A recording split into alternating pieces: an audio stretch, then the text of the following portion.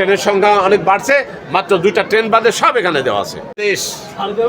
বাংলাদেশে 268টা যাত্রীবাহী ট্রেন, আরও 2টা সংযোজন হয়েছে 270টা।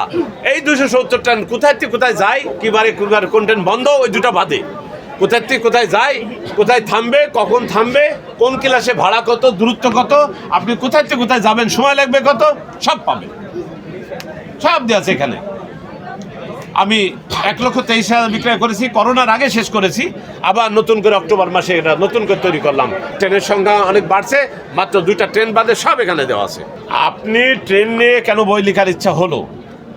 আপনি ট্রেনে ভ্রমণ করবেন, মনে করেন আপনি টাঙ্গাইল থেকে আপনি যাবেন দিনাজপুর যাবেন, আপনি খুলনায় যাবেন, আপনি স্টেশনে আসলেন, একটা মানুষ স্টেশনে এসে দেখলো যে সাইনবোর্ড দেখছে, আল্লাহ ট্রেনটাই সাপ্তাহিক বন্ধ, আপনার জানা নাই, আপনার দিনটা মাটি হয়ে গেল।